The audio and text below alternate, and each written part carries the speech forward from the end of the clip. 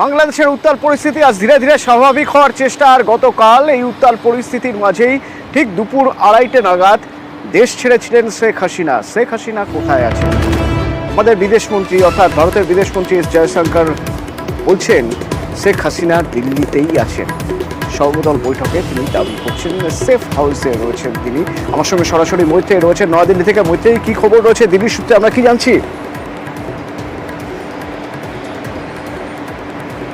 দেখো, এখনো পর্যন্ত আমরা যেটা জানতে পারছি যে সর্বদল বৈঠকের সূত্র মারফত আমরা যেটুকু খবর পেয়েছি তাতে এই মুহূর্তে ভারতে রয়েছেন শেখ হাসিনা, তেমনটাই সর্বদল বৈঠকে জানিয়েছেন বিদেশমন্ত্রী এস জয়শঙ্কর।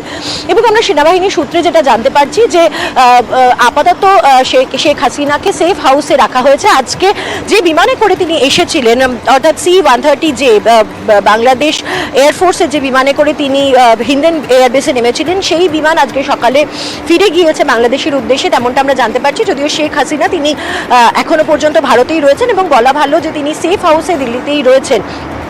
তবে এক্ষেত্রে দাঁড়িয়ে শেখ হাসিনার ব্যাপারে কি চূড়ান্ত সিদ্ধান্ত নেওয়া হবে সেই বিষয় এখনো পর্যন্ত কোনো চূড়ান্ত সিদ্ধান্ত নেয়নি সরকার, তেমনটাই কিন্তু সর্বদল বৈঠকে জানানো হয়েছে বিদেশ মন্ত্রীর তরফ থেকে।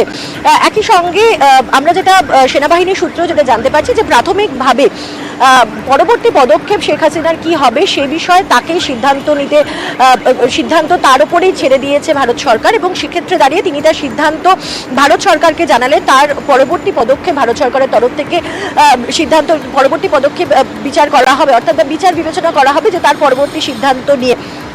ইতিমধ্যেই যেটা আমরা শুনতে পাচ্ছি বিভিন্ন সূত্র মারফত, যদিও তার কোনো কনফার্মেশন নেই, লন্ডনের সঙ্গে সঙ্গে ফিনল্যান্ডের সঙ্গেও কিন্তু ইতিমধ্যেই কথাবার্তা চলছে, ফলে সেখানেও শেখ হাসিনা যাওয়ার একটা সম্ভাবনা তৈরি হয়েছে। কিন্তু এখনো পর্যন্ত যেমনটা আমি তোমাকে বলছিলাম যে এই বিষয়ে কোনো কনফার্মেশন নেই, তার কারণ গোটা বিষয়টাই বিদেশ মন্ত্রকের শীর্ষ আধিকারিকরা এবং সেনাবাহিনীর শীর্ষ আধিকারিকেরা তদারকি করছেন। অতনু, মৈত্রীর সঙ্গে থাকো। আমরা একবার সেই ছবিটা দেখিয়ে নিই, যে ছবি গতকাল আমরা দেখিয়েছিলাম বাংলাদেশ থেকে যে বিমান এসে হিন্ডন এয়ারবেসে নেমেছিল, গাজিয়াবাদের হিন্ডন এয়ারবেসে। শেখ হাসিনার সেই বিমান উড়ে গেল আবার বাংলাদেশের দেশে।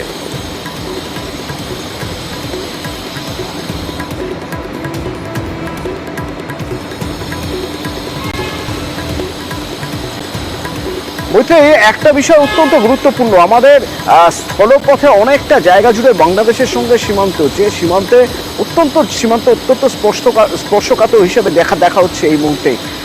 আমাদের দেশের অবস্থান কি পড়শি দেশের এই পরিস্থিতি নিয়ে? আমাদের সীমান্ত কতটা সুরক্ষিত? এসব প্রসঙ্গ আজকের এই সর্বদল বৈঠকে উঠেছিল। সেক্ষেত্রে বিদেশমন্ত্রী কি বলেছেন এই প্রসঙ্গে?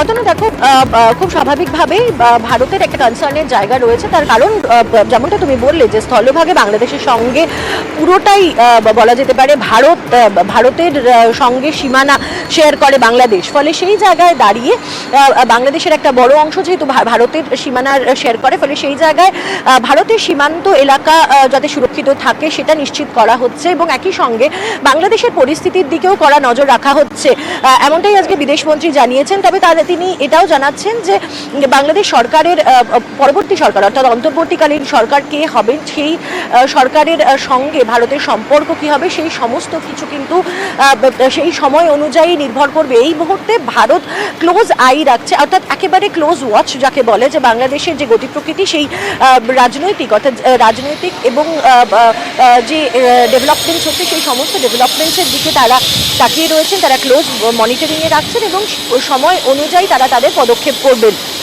তবে বিরোধীরা, এখানেও কিন্তু জানিয়ে রাখতে চাবো, বিরোধীরা ভারত সরকারের সঙ্গেই রয়েছেন বলে তারা জানিয়েছেন। সমস্ত বিরোধী দলের তরফ থেকে তারা জানানো হয়েছে যে তারা বাংলাদেশের বিষয়ে তারা সরকারের সঙ্গে রয়েছেন এবং সরকার যে পদক্ষেপ করবেন সেই পদক্ষেপে তাদের সম্মতি থাকবে।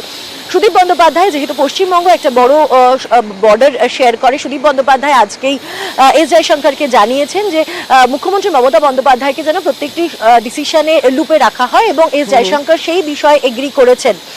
এই প্রসঙ্গে তোমাকে জানিয়ে রাখতে চাইবো, আজ বেলা 3:30 নাগাদ সংসদে এস জয়শঙ্কর বাংলাদেশ নিয়ে বক্তব্য রাখবেন, তেমনটাই আজকে জানিয়েছেন স্পিকার ওম বিড়লা। আর কিছুক্ষণ মাত্র আগে স্পিকার ওম বিড়লা তিনি সেটা সংসদে জানিয়েছেন।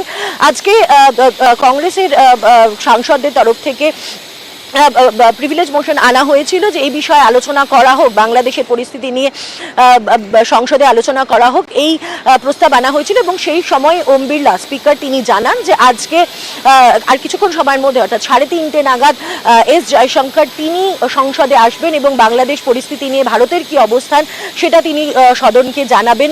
সুমোটো এই পদক্ষেপ নেওয়া হবে বিদেশ মন্ত্রকের তরফ থেকে। ধন্যবাদ মৈত্রী। আর আজকের এই সর্বদল বৈঠকে ছিলেন তৃণমূলের তরফে ছিলেন সুদীপ বন্দ্যোপাধ্যায়। বৈঠক থেকে বেরিয়ে তিনি কি বললেন একবার শুনবো। मैं तो खुद ही बोला कि हमारे मुख्यमंत्री ममता बनर्जी ने बोल दिया हम लोग ये विषय पर भारत सरकार की साथ कदम से कदम मिला के चलेंगे, कोई विरोध का कोई विषय नहीं है। और दूसरा जो पदक्षेप लिया जाए वो हमारे बंगाल के मुख्यमंत्री ममता बनर्जी को भी अवहित करा जाए, इसमें काम बहुत अच्छा से होगा।